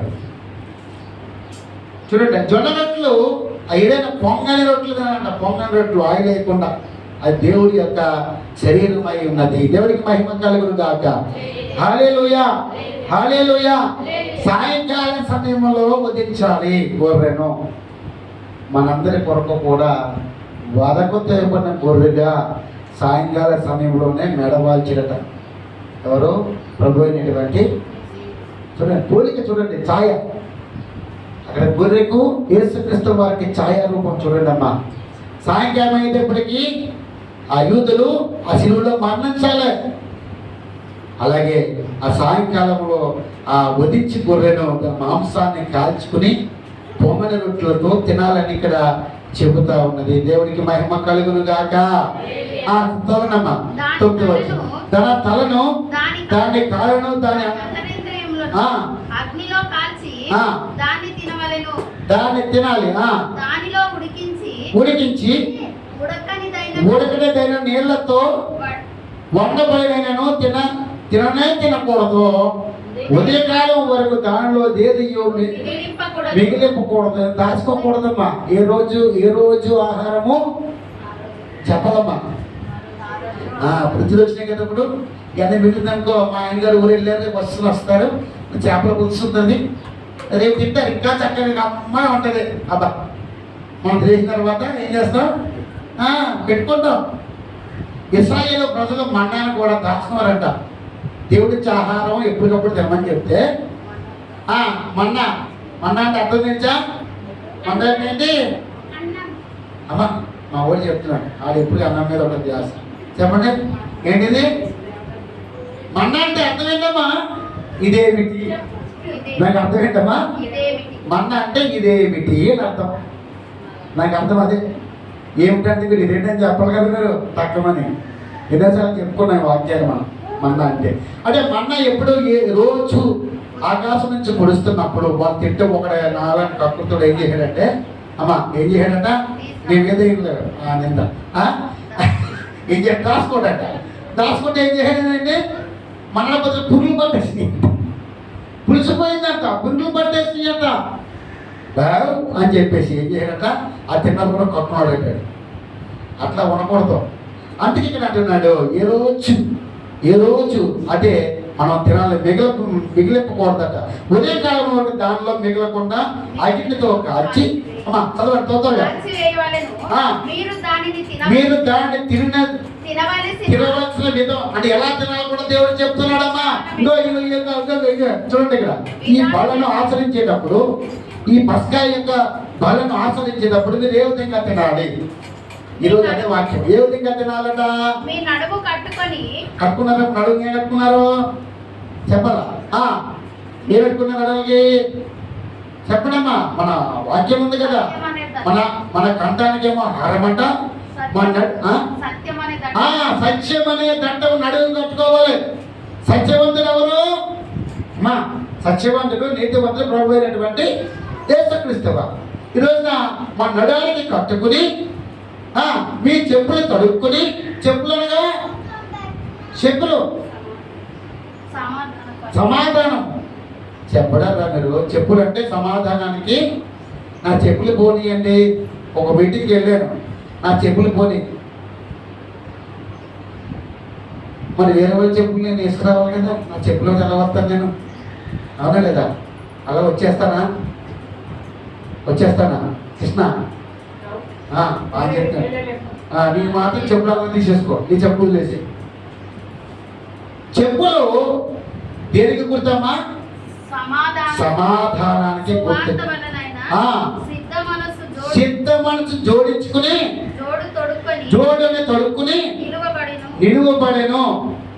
తొడుక్కుని కర్రల చేత పట్టుకుని త్వరపడుచు దాన్ని తినాలి. అది యెహోవాకు పస్కా బలి. అబ్బా, ఇదేంటట? పస్కా బలి అంటే సమాధానంగా నువ్వు రావాలి మందిరంలోకి తినటానికి. సమాధానంగా రావాలి. నడుముకి ఏమనుకోవాలి? సత్యముతో ఉండాలి, సమాధానంతో ఉండాలి. ఆ విధంగా తింటే అది పస్కా బలి.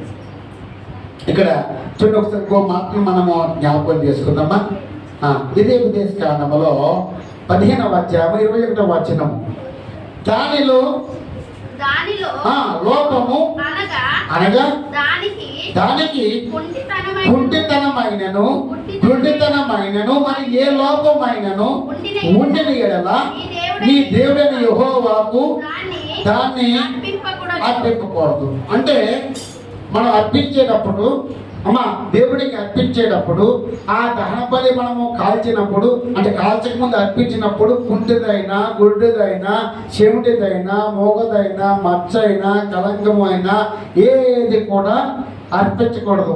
శ్రేష్టమైన దేవుడికి అర్పించాలట. దేవుడికి మహిమ కలుగును గాక. హల్లెలూయా. అమ్మా, అందుకే మనల్ని చేస్తులు అన్నాడు.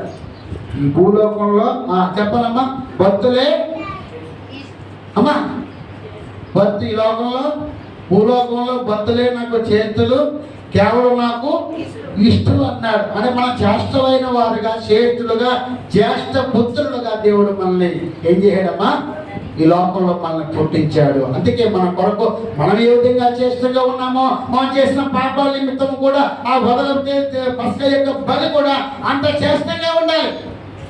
అందుకే శ్రేష్టమైన బలి ఆయనకి అర్పించాలి అంటే మన సమాధానంతో, సత్యముతో మన నడాన్ని, మన శరీరాన్ని గొర్రె వలె పాపము లేకుండా మన సమాధానముతో అది తీసుకోవాలి. దేవుడికి మహిమ కలుగును గాక. హల్లెలూయా, హల్లెలూయా. నిర్గమకాండం 12:6లో కూడా అదే మనం అంతా చదువుకున్నాం. 12వ వచనం చూడమ్మా. 12వ వచనం. ఆ రాత్రిని ఐగుప్తు మందు సంచరించి ఐగుప్త దేశమందలి మనుషులతో గాని జంతువులలో గాని తొలి సంతానం హతమ చేసి ఐగుప్తు దేవతలకందరికీ తీర్పు తీర్చదమని యెహోవాను మీరందరూ ఇంట్ల మీద రక్తము గుర్తుగా ఉండెను. నేను రక్తము చూచి మిమ్మల్ని నశింప చేయక దాటిపోయేదను. దేవుడికి మహిమ కలుగును గాక. ఆ గొర్రెని ఎప్పుడైతే వధిస్తావో ఆ యొక్క రక్తము ఆ ఎక్కడంటే మీ ఇంట్లో యొక్క పైగొప్పలకి ముఖద్వారములకి ఆ ద్వారాలకి ప్రోక్షించాలట. అమ్మా ప్రోక్షించాలి. అప్పుడు అది యొక్క సంహారదూత దాటిపోవును పస్కనగా దాటిపోవుట. నీ యొక్క ప్రతి విషయంలో దాటిపోయేస్తాను అని ఇక్కడ వాక్య లేఖనములో మనం చూస్తూ ఉంటున్నాము. ఐగుప్తు దేశములో ఇట్ల యొక్క రక్తము గుర్తుగా ఉంటుంది. రక్తము చూసి మిమ్మల్ని నశింప చేయక దాటిపోతుంది. ఐగుప్తు దేశం పాడు చేయకుండా మిమ్మల్ని సంహరించకుండా ఏ తెగులు మీ మీదకి రాదు. ఈ రోజున ఈ యొక్క ఇది కూడా మీరు ఈ పస్కాలను మీరు తింటే ఆ రోజుల్లో దేవుడికి వధించబడ్డది, పోషించబడ్డది. ఈరోజు ఇది మన యొక్క శరీరములకు పోషించబడాలి. నేను ఇస్తుండగా మీరు తాకుతుండగా అయ్యా నా శరీరంలో అది పోషించబడాలి. ఏ తెగులు నా గుడాలకు సమీపించకూడదు, ఏ తెగులు కూడా నాకు రాకూడదు అని చెప్పి ఏ విధంగా నువ్వు ప్రార్థన చేసుకుని తీసుకుంటావో ఆ యొక్క ప్రభువైన క్రీస్తు వారు ఆ యొక్క రక్తానికి, రొట్టెకి, మా శరీరానికి, ఆ యొక్క వదకతీయబడిన గొర్రె పిల్లకు సాదృశ్యంగా ఇక్కడ కనబడతా ఉంటుంది. దేవుడికి మహిమ కలుగును గాక. హల్లెలూయా, హల్లెలూయా. అందుకే దేవుడు అన్నాడు, మీరు నిలుచుండండి మీరు ఇశ్రాయేలు ప్రజలారా, మీరు నిలిచి ఉంటే కార్యాన్ని నేను చేస్తానంటున్నాడు. ఏ కార్యం చేస్తాడైనా రక్తము ద్వారా, ఒక నిబంధన ద్వారా, రక్తం ఒక గుర్తుగా మన జీవితంలో దాటిపోజేసును. అమ్మా వినాలి ఎలాగదా రక్తము మనల్ని మన మీద పోచేసినప్పుడు దాటిపోజేస్తున్నది. ఆ రక్తము లేకుండా మన మీద దేవుడు ప్రేమ లేకుండా, ఆ రక్తం మన మీద లేకుండా పాప క్షమాపణ లేదు. ఆ రక్తము ద్వారా రక్త సంబంధాలుగా యేసు క్రీస్తు వారి యొక్క సొంత బిడ్డలుగా మనము జ్యేష్ఠ పుత్రులుగా దేవుడు అరణ్య యాత్రలో మోషే ద్వారా 40 సంవత్సరములు నడిపించిన దేవుడు. అందుకే అరణ్య యాత్రలో వారందరినీ కూడా దాటిపోయేశాడు. ఎక్కడ దాటిపోయేశాడు? యోర్దాను నది వచ్చినప్పుడు, అమ్మా పౌలు యొక్క సైన్యం వచ్చినప్పుడు వారిని ఆ రక్తమే వాళ్ళని నడిపించి పరిశుద్ధులుగా ఆ యొక్క నదిలో, అమ్మా ఆ సముద్రములో 2 పాయలుగా చేర్చి దేవుడు వారిని దాటిపోజేసాను అని అంతగా రాయబడ్డది. ఆ మాటను చూద్దాం ఒకసారి. ఆ మాటను చూద్దాం. నిర్గమకాండము 14వ అధ్యాయము 13వ వచనంలో ఆ మాటను చూద్దాం. అందుకు మోషే భయపడకుడి, యెహోవా నీకు నేను కలుగచేయు రక్షణను మీరు ఊరక నిలుచుండండి. చూడండి, మీరు ఐగుప్తీయులను ఇక మీద ఎన్నడూ మరి చూడరు. దేవుడికి మహిమ కలుగును గాక. ఇంకా ఈ యోర్దాను ఏదంటే వాళ్ళు రాకుండా ఎన్నడూ మీరు చూడలేరు. ఎందుకంటే మిమ్మల్ని ఆ యోర్దాను నదిలో నుంచి దాటిపోజేస్తున్నాను. నా రక్తం మీ మీద ఉంది కాబట్టి, మీరు నా బిడ్డలు కాబట్టి ఐగుప్తు ప్రజలందరినీ కూడా ఆ సముద్రంలో ముంచివేస్తాను. ఆ సైన్యాన్నంతా కూడా ముంచివేశారట. శీర్షం ఒలిగినట్లుగా, భూమి మీద ఏ విధంగా ఒలిగినట్లుగా వారందరినీ కూడా హతము చేశాడు. వీరిని మాత్రము దాటిపోజేశాడు. పస్కానగా దాటిపోవుట అంటే ఆ రక్తము ద్వారా మనకి రక్షించే దేవుడు. అమ్మా అక్కడ ఉపద్రవం వచ్చినప్పుడు దేవుడు రక్షించలేదా? నీరా జీవితాల్లో కూడా ఏ ఉపద్రవం వచ్చినా, ఏ సంహర్దూతం వచ్చినా, ఏ తెగులు వచ్చినా, ఏ రోగం వచ్చినా, ఏ సమస్య వచ్చినా ఈ రక్తమే. ఈ రక్తం నీలో ఉండాలి. ఏ రక్తం అది? ఈ యేసుక్రీస్తు వారి యొక్క రక్తము నీలో ఉంటేనే ఇదంతా జరుగుతుంది. అందుకే యేసుక్రీస్తు వారి రక్తం అంట ఒక ఔషధం అనే పరమగీతలో 1వ అధ్యాయంలో 4వ వచనంలో చెబుతున్నాడు. ఆయన ప్రేమ ఔషధం వేరే పేరమ్మా ప్రేమ అంట. నిజంగా దేవుడు అంటున్నాడు కదా, ఆ ప్రేమను బట్టి యేసుక్రీస్తు ఒక ఔషధమును బట్టి ఆయన ప్రేమ ద్రాక్షారసముగా, ఆ ప్రేమ అంటే ద్రాక్షారసము కన్నా మొదలుగా ఉందంట. ఈ రోజున ఈ ద్రాక్షారసము ఇదేమా ఆయన యొక్క రక్తము ద్రాక్షరసం. ఈ ద్రాక్షరసము కూడా ఆయనకి ప్రేమకు సాదృశ్యంగా ఉంది. ఆ ప్రేమ చాలా మధురమట. పరమగీతములు 1వ అధ్యాయం 4వ వచనం ప్రకారముగా అక్కడ రాయబడిన మాట ఏంటమ్మా? నన్ను ఆకర్షించుము. మేము నీ యొద్దకు పరిగెత్తి వచ్చేదము. ఆ, రాజు రాజు తన అంతఃపురములోనికి రాజు తన అంతఃపురములోకి నన్ను చేర్చుకొనుము. నన్ను చేర్చుకును. నిన్ను బట్టి నిన్ను బట్టి మేము సంతోషించి ఉత్సాహించి ద్రాక్షారసము కన్నా ద్రాక్షరసము కన్నా నీ ప్రేమను ఎక్కువగా స్మరించేదము. ఆ, యథార్థమైన మనసుతో చాలమ్మా, ప్రేమ ద్రాక్షరసము కన్నా చాలా మధురం అని రాయబడ్డది. అంటే ఆయన ప్రేమ ఈ ద్రాక్షరసం. ఆయన ప్రేమ లేకపోతే ద్రాక్షరసం మనం తీసుకుంటామా? ఆయన రక్తం మనం తీసుకుంటామా? చూడండి, 2 కొరింథీయుల రాసిన పత్రికతో త్వరగా టైం అయిపోతుంది. 5వ అధ్యాయము 14-15 వచనాలు చదువుకుందాము. క్రీస్తు ప్రేమ మనలను బలవంతము చేర్చుచున్నది, ఎలా అనగా అందరి కొరకు ఒకడు మృతి పొందెను. ఇక రాయబడిన మాట ఏంటంటే, ఆ ప్రేమే, యేసుక్రీస్తు వారి యొక్క ప్రేమే మనల్ని మనలందరినీ కూడా బలవంతం చేస్తూ ఉంటుంది. ఆయన మనల్ని బలవంతం, క్రీస్తు ప్రేమ ఎలా అందరి కొరకు ఒకడే మృతి పొందాడు. అందరి కొరకు ఒకే పశువు వధించబడ్డది. మన కుటుంబాన్ని అందరి కొరకు ఒక కుటుంబం గురించి ఒకే పశువు వధించబడ్డది, ఒక గొర్రె పిల్ల వధించబడ్డది. కానీ ఇక్కడ మనందరి కొరకు ఒకటే మృతి పొందాడట. ఆయన ఎవరంటే ప్రభు అయినటువంటి యేసుక్రీస్తు వారు. అవునే కదమ్మా? అమ్మ చెప్పండి కదా, మనందరి కొరకు ఎవరమ్మా బలి అయిపోయారంటే పక్కింటి వాళ్ళు కాదు, మీ ఇంట్లో వాళ్ళు కాదు, అమ్మ ఎవరో కాదు, ఈ సర్వలోకానికి సజీవుడైనటువంటి యేసు క్రీస్తు వారు మనందరి కొరకైన బలి పశువుగా అయిపోయాడు. అందుకే ఈరోజు యోహాను సువార్త 1వ అధ్యాయము 29వ వచనంలో కూడా అదే మాట రాబడ్డది. ఇదిగో అక్కడ అంటున్నాడు, యోహాను అంటున్నాడు, వైపు చూచి మరునాడు యోహాను యేసు యొద్దకు రాగా చూచి ఇదిగో లోక పాపములో మోసుకుని పోవు దేవుని గొర్రెపిల్ల. చాలండి. లోకములో ఉన్న పాపాలన్నీ కూడా మోసుకుని పోయే చెప్పాలా, ఈ బలి, ఈ పశువు బలైపోయింది. మనందరి కొరకు కూడా లోకంలో ఉన్న పాపం అంతా కూడా తీసుకుపోవటానికి, కొనుక్కోవటానికి ప్రభువు యేసుక్రీస్తు వారు ఆయనే తీసుకున్నాడండి. ఆయన మనందరికీ కూడా మనము ఆయన ధనవంతుడై ఉండి దళితుడిగా మారిపోయి మన కోసం తెలుసా. ఆయన ముఖము ఎంత అందముగా, ఆయన స్వరూపము ఎంత ఉండదో, కానీ ఆయన మనందరి కొరకు తన స్వరూపాన్ని ఏం చేసుకున్నా ఆ సిలువలో, ఆ గోడాల దెబ్బల్లో, ఆయన కిరీటంలో నలగొట్టుబడ్డాడండి. మన అతిక్రమణ బట్టి అని బాధించబడ్డాడు, నలగొట్టుబడ్డాడు. గ్రంథంలో చెప్పిన రీతిగా 43వ అధ్యాయంలో చెప్పిన రీతిగా మనందరి కొరకు ఆయన నలిగి విలువైపోయాడు. తిమోతి రాసినటువంటి పత్రిక మొదటి పత్రికలో 2వ అధ్యాయం 6వ వచనంలో రాయబడ్డది, ఈయన అందరి కొరకు విమోచన క్రయధనముగా తను తానే సమర్పించుకునేను.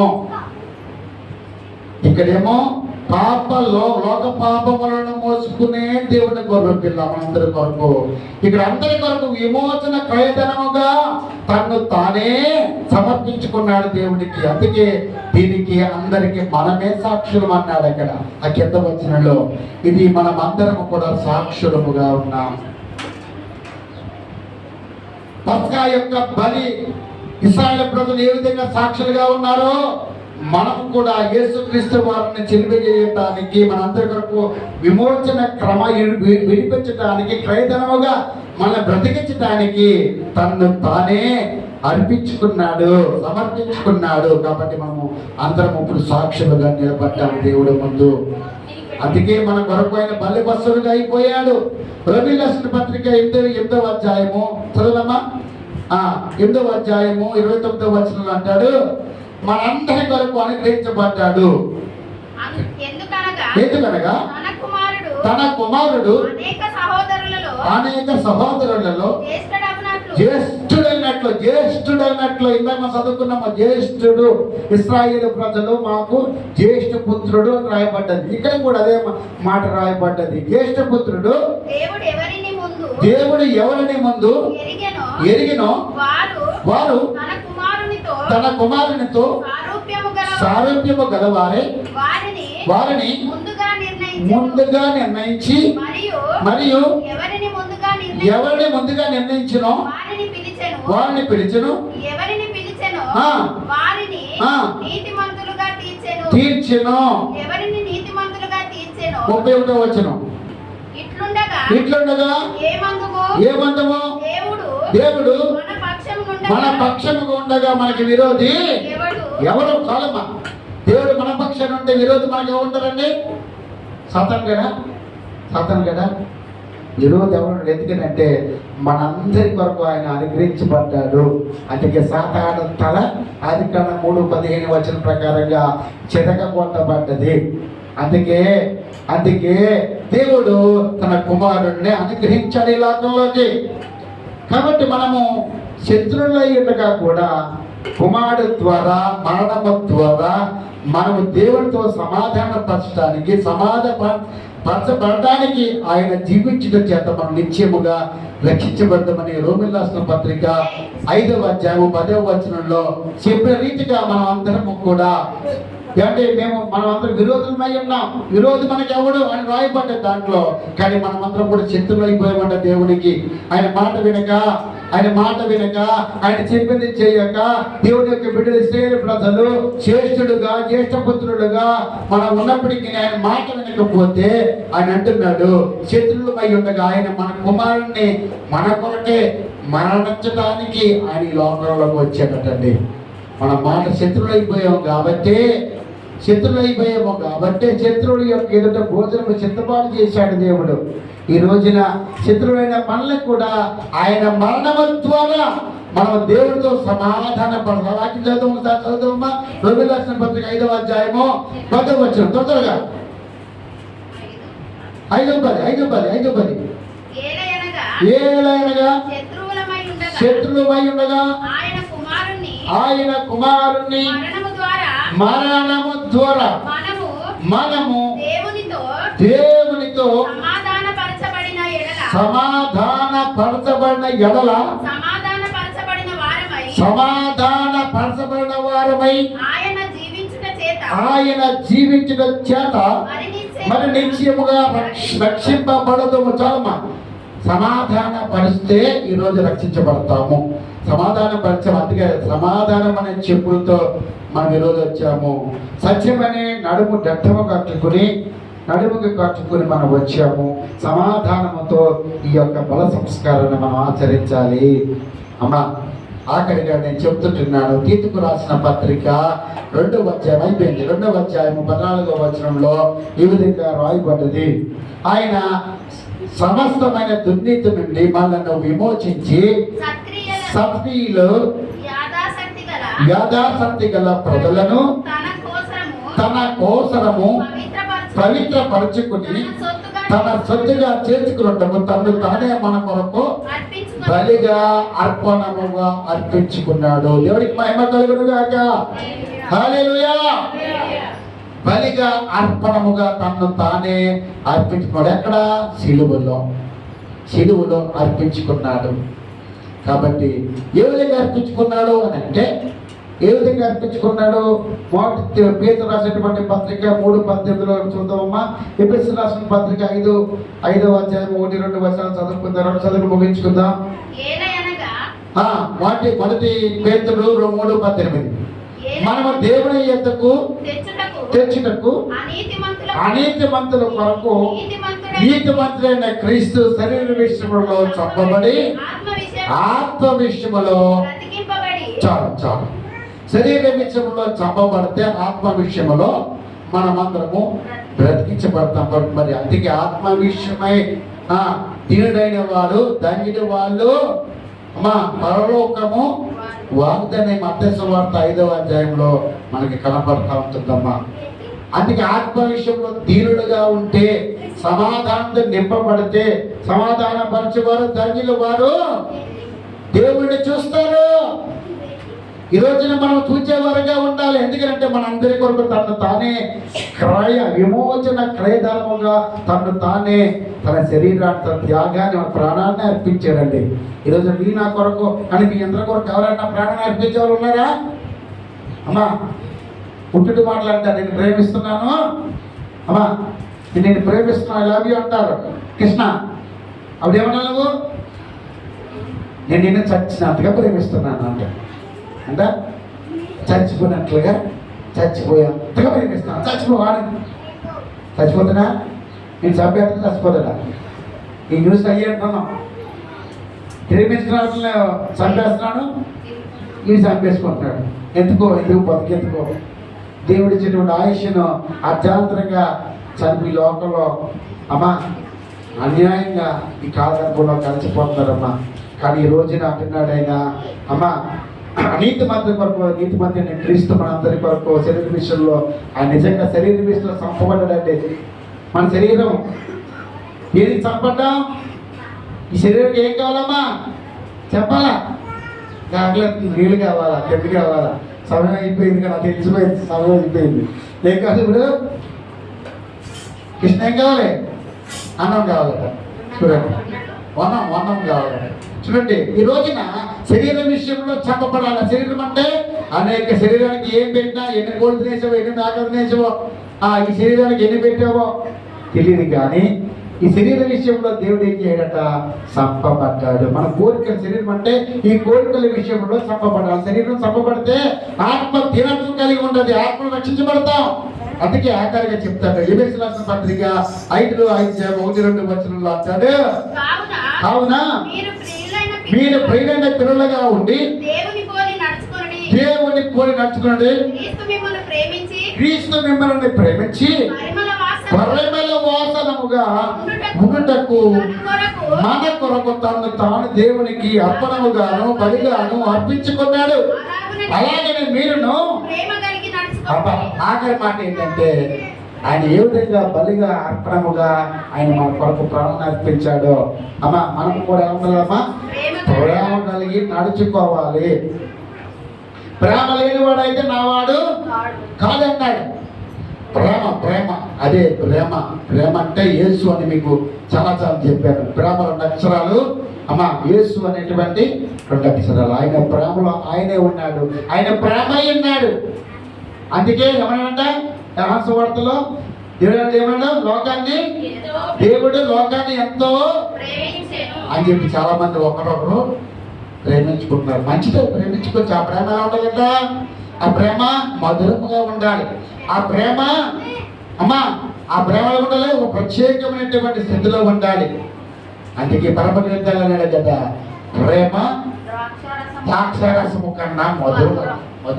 అటువంటి మధురమైన ప్రేమ ఉండాలి. అందుకే మధురం భర్తకు ఏమంట మనం యేసుని ఏమంటాం? అది మధురం యేసు, నా ప్రియ యేసుని చరిత్ర మధురం అని పాట పాడుకుంటాం. అందుకే మధురంగా ఉండాలి. ఆఖరిగా మాట చెప్పి నేను ముగించేస్తున్నాను. లూకా సువార్త 22:17 నుంచి చదువుకుని ముగించేసుకుంటాము. లూకా సువార్త బలాల సమయంలో అని వాక్యాన్ని చదువుకుంటాం.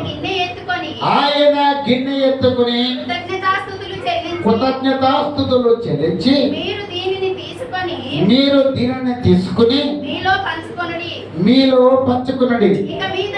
ఇక మీదట దేవుని రాజ్యము వచ్చే వరకు నేను ద్రాక్షరసము తాగనని మీతో పిమ్మట ఆయన ఒక రొట్టెను ఎత్తుకుని పట్టుకుని కృతజ్ఞతలు చెల్లించి దాన్ని విడిచి వారికి ఇచ్చి, ఇది మీ కొరకు రూపొందించినటువంటి నా శరీరము, నన్ను జ్ఞాపకము చేసుకున్నటకు దీనిని చేయుడని చెప్పాను. ఆ ప్రకారమే భోజనమైన పిమ్మట తరువాత ఆయన గిన్నెయు పట్టుకుని, ఈ గిన్నె మీ కొరకు చిందించబడుతున్నటువంటి నా రక్తము వలనైన కొత్త నిబంధన. దేవుడికి మహిమ కలుగును గాక. ఇదిగో నన్ను అప్పగించే వాడి చెయ్య నాతో కూడా ఈ బలం మీద ఉన్నది. ఇప్పుడు ఈ చెయ్య మీకు నేను ఇచ్చే చెయ్య, ఈ బల మీ మీద ఉండాలి. ఈ చెయ్య దేవుడి యొక్క చెయ్య అయి ఉండాలి. కాబట్టి ఆయన ఈ యొక్క బలను కృతజ్ఞతలు చెల్లించి మీ కొరకైనటువంటి నా శరీరము అని అన్నాడు. ఏ శరీరం అమ్మా? నా కొరకు ఈ శరీరం అన్నాడు. అందుకే 1 కొరింథీయులకు రాసిన పత్రిక 11వ అధ్యాయములో 23వ వచనం కానించి కూడా మనం చదువుకుని పనుల్లో మనం పంచుకుందాం. నేను మీకు అప్పగించిన దానిని ప్రభువులనే పొందితిని. ప్రభువైన యేసు మీరు అప్పగించబడిన రాత్రి ఒక రొట్టెని ఎత్తుకుని కృతజ్ఞతాస్తుతులు చెల్లించి దానిని విరిచి చాలా ఒకసారి జ్ఞాపకం తెచ్చుకోండి అమ్మా. నిజంగా దేవుడి ఈ రోజున పస్కా బలి ఎవరి కోసం అది అమ్మా? చెప్పండి, ఎవరి కోసం? నా కోసం అనండి. ఎవరి కోసం? అందరి కోసం అంటే దాంట్లో నువ్వు ఉంటావు అనుకోకు. నా కోసం. ఎవరి కోసం? నా కోసం దేవుడు బలైపోయాడు. నిజంగా ఈ రోజున పస్కా అంటే దాటి వెళ్ళిపోయింది మనలోంచి. అనే 3వ మాసంలోంచి ఈ 4వ మాసంలో దేవుడు మనల్ని దొల్లింపజేశాడు. మన మీద ఎన్ని ప్రమాదాలు వెళ్ళిపోయాయో, దాటి వెళ్ళిపోయాయో అమ్మా. నిజంగా మనకి తెలియదు కానీ అమ్మా, మనకి తెలియదు నిజంగా ఎన్ని రోగాలు వెళ్ళిపోయాయో దేవుడు వెళ్ళజేశాడో, దాటింపజేశాడో. ఈ రోజున కృతజ్ఞత కలిగి ఆయన యొక్క బల సంస్కారంలో నుంచి అయిపోతారు. ఆఖరిగా మాట చెప్పి నేను ముగించేస్తున్నాను. మోకరించుకుందాం. చూడండి, నిర్గమాకాండ 12వ అధ్యాయంలో 14వ వచనంలో అంటాడు, కాబట్టి ఈ దినమున మీకు జ్ఞాపకార్థముగా ఉండాలి. ఈరోజు ఉండాలి మనము అమ్మా, జ్ఞాపకం చేసుకుంటే దీన్ని మీరు చెయ్యండి అన్నాడు. కొరింథీయులకు రాసినటువంటి 1 కొరింథీయులు 11:23లో 11:24లో ఆయన చెప్పిన ప్రకారంగా ఇదేమనంట, మీకు జ్ఞాపకార్థముగా ఉంటుంది. ఇది యెహోవాకు పండుగగా దాన్ని ఆచరించాలి. తరతరములకు నిత్యమైన కట్టదిగా దాన్ని ఆచరించాలి. తరతరాలండి, యుగయుగములు కూడా ఏమండి, దినాలు పోతాయి, సంవత్సరాలు వెళ్ళిపోతాయి, దీన్ని ఆచరించాలి. మనం ఉంటాము పోవచ్చు, అయినప్పటికీ సంవత్సరం వెంబడి ఉంటుంది. కానీ అంటే మన తాతల కాల్చి మొత్తానికి కట్ట ఉంటుందా లేదా అమ్మా? ఉంటుందా లేదా? ఉంటుంది. దేవుడు వచ్చే పదార్థం వరకు కూడా ఈ కట్టడి మనం ఆచరించాలి. 7 దినములు పులియరొట్టెలు తినాలి. మొదటి దినమున మీరు ఇంట్లో నుండి పొంగినది పారవేయాలి. మొదటి దినమున మొదలుకొని 7 దినముల వరకు పులిసిన దాన్ని తిను. ప్రతి మనుష్యుడు ఇశ్రాయేలు నుండి కొట్టివేయబడతాడు. పులిసిని తింటే కొట్టివేయబడతాడు. చాలా మంది పులిసిని తినరండి. పులిసిపోయింది తినరు. ఈ రోజున కూడా పులిసిపోవటం అంటే ఏంటి? చెడిపోవటం అంటే ఏంటి? లోకం ఆచారాలు బట్టి పులిసిపోవటం అంటే దేవుడికి ఇష్టమైన క్రియలు చేయడం వల్ల. అందుకే మనం అలా ఉండకూడదు, ఇలా ఉండాలని దేవుడు చెప్తా ఉన్నాడు. ఆఖరిగా 17 వచ్చిన చదువు ముగించుకుందాము. ప్రతి మనుషులు ఇశ్రాయేలులోనే కొట్టివేయబడతారు. 16 వచ్చిన ఆ మొదటి దినమున మీరు అమ్మా, మీరందరూ కూడా ఇప్పుడు ఎలా ఉండాలి? పరిశుద్ధ సంఘముగాను. 7వ దినమున పరిశుద్ధ సంఘముగాను కూరుకోవాలి. ఈ రోజు మనం ఎలా కూరుకున్నామమ్మా? ఎలా కూరుకున్నాం మనం అందరూ చెప్పండి. పరిశుద్ధ అంతేలాగా చెప్పాలి. మొదటి దినమున సంఘముగా కోరుకున్నాము. 7వ దినమున పరిశుద్ధ సంఘముగా కోరుకున్నాము. ఆ దినమందున ప్రతి వాడు తినవలసింది మాత్రమే చాలు. అది కాక మరి ఏ పనియో చేయకూడదు అమ్మా. అది కాక పులి రొట్టెల పండుగ మీరు ఆచరించాలి. ఈ దినమంతా మీరు సమాజంగా ఐగుప్తు దేశం నుండి రప్పించిన కనుక మీ తలమన్నింటిలో ఈ దినమును ఆచరించాలి. ఇది నిత్యమైనటువంటి కట్టడగా ఉన్నది. ఈ 15వ వచనం దాకా కూడా పస్కా యొక్క బలి పశువుగా చూసిన గుర్తుగా ఉన్నది. మోకరించుకుందాము, తలలో వంచుదాము. నిజంగా నా జీవితాలలో దేవుడు ఏ విధంగా సంఘముగా పరిశుద్ధ జనముగా మనం ఆచరించాలని పస్కా యొక్క వధించే గొర్రె పిల్లగా పస్కా యొక్క బలి, పస్కా యొక్క పశువు గురించి దేవుడే తను తానుగా మన ఎత్తుకి వచ్చి అమ్మా మనందరి కొరకు తాను అమ్మా మనందరిని పరిమళ వాసనగా చేయటానికి, ఆయన పరిమళ వాసనగా చేయటానికి మనల్ని ఆయన మన దగ్గరకు ఆయన వచ్చాడు. దేవుడికి మహిమ కలుగును గాక. నిజంగా ఈ రోజున ఆయన బలి పశువుగా మన కొరకు వచ్చాడండి. మోకరించుకుందాం, ప్రార్థన చేసుకుందాము. చిన్న ప్రార్థన. పరిమళ వాసనగా ఆయన మార్చడానికి నీ వద్దకు వచ్చాడు. పరిమళ వాసనగా నన్ను మార్చుటకు ప్రభువా, ఈ లోకానికి నువ్వు వచ్చేవారి చిన్న ఒక పల్లవి పాడుకుందాము. పరిమళ వాసనగా నన్ను మార్చుటకు ప్రభువా నీవే మరణించావు. ప్రభువా నీవే మరణించావు. నీ హృదయపదాలతో నా రుణమును తీర్చితివి. నీ ప్రేమ చిత్తముపై నా పాపము తీర్చితివి. నీ హృదయపదాలతో నా రుణమును తీర్చితివి. నీ ప్రేమ ధైర్యముతో నా మానసిక మార్చితివి. నీకే నా స్తుతి పరిమళమో ఆశ్రయించుము యేసయ్యా. నీకే నా స్తుతి పరిమళమో ఆశ్రయించుము యేసయ్యా. పరిమళ వాసనగా నన్ను మార్చుటకు ప్రభువా నీవే మరణించావు.